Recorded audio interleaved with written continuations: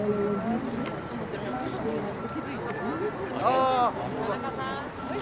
the one of the best view of Jerusalem.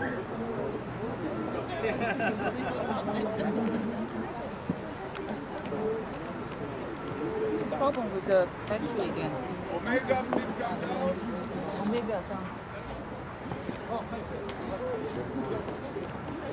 Best view, look at that.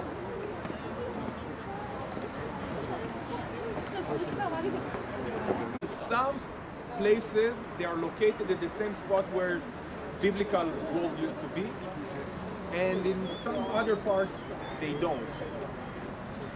We can see the supporting wall of the temple complex. If you look at the corner close to us there, this is the original corner, the lower level, from the time of Herod, from the time of Jesus, okay? And you can see also the staircase that is coming from the southern side in order where the gate used to be for the people to enter the Temple Mount. Remember that we said that there used to be tunnels from the southern wall there? There used to be tunnels going all the way up where the trees are today on top of the Temple Mount. The tunnels would lead the people between the trees. Of course, probably there were no trees back then.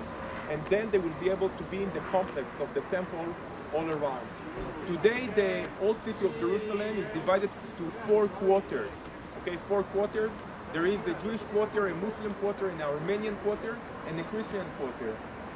All these quarters are there. There is no borders or fence or anything between. You can walk wherever you like between the old cities.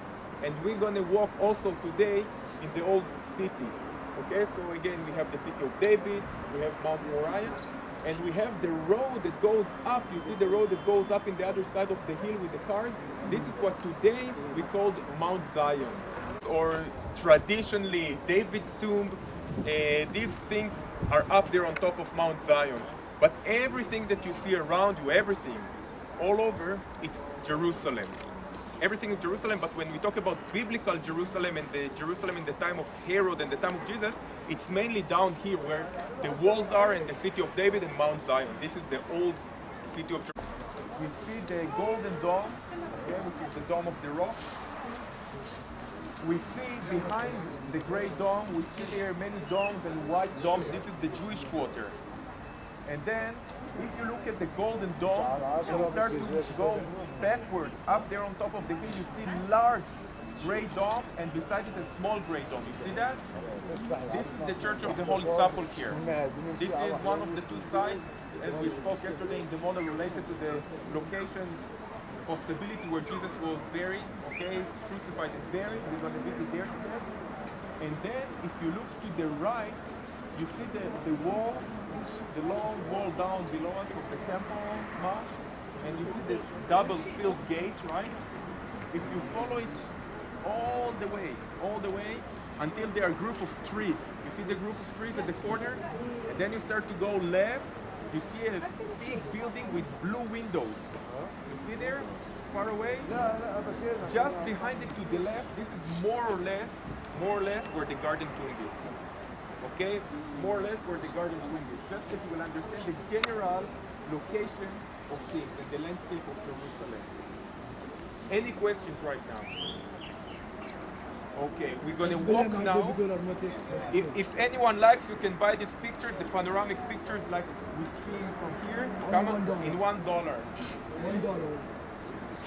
You can buy it, and we're going to walk now all the way down to the valley, Kidron Valley, towards the Garden of Gethsemane, and we're going to stop along the way and say a few things related to the cemetery and other things that you see around. Okay, you can follow me through here. Thank you. One more. בוקר אור, בסדר גמור. יש לנו ספרים, מצב. כן, הספרים גם לי יש, אתה יודע. אני יודע, יש מדריכים שיש From 2,000 years ago, okay? You asked me about ancient tombs. These are ancient tombs. From the time, probably of a little bit after the time of Jesus. They were excavating here, and they found both tombs and these boxes. What are these boxes? It's called ossuaries. What is ossuaries? In different times, they used to bury people in different ways. I will just say very briefly that most of the people would be buried in the ground. You will dig a hole and cover the body inside. If people had more money, they would have a tomb, okay, a cave, a family tomb. It means that many people for many generations are being buried at the same place. So they would put the dead body inside the tomb, okay, inside the cave, and after 1 year, 12 months, they will take the bones of the dead person. It depends on which period. In the first temple period, they would just pile the bones in one pile underneath one of the tombs, okay, it's inside the cave. They will have a large pile of bones related to the whole family. Maybe this is what it means when it says, for example, that Joseph, when he was in Egypt, right, he was about to die, and he told his kids and the people there, okay, take my bones and bury it with my forefathers. Maybe this is the meaning, like when people would be buried, they want their bones to be together with the rest of the generation in their tomb. Anyway, this would be related to first temple period. Later on in second temple period, we talk a little bit different way. They would take the bones, but instead of putting them in one pile, they will put each one of the people in his own box, in his own ossuary. So actually each box here represents a person that his bones were inside. And of course, according to the size of the box, this ossuary, you can understand if it was an adult or a baby, for example. You see some tiny boxes over there, ossuaries. They will build it according to this bone, which is the longest one, femur, right? And then the skull, which is the widest one. This is how big they will make the ossuary. They believe that this was maybe a, I would say, Messianic Jews cemetery. Why is that? First of all, it related to the early Christian community after the time of Jesus. It's Hebrew names, but with symbols of Christianity, like crosses and stuff like that. Okay, we are now at Mount Olive, and this is the eastern gate. It's probably, yeah, I think it's good enough. we can do one. I will take a group photo of you. By the way, just that you will know,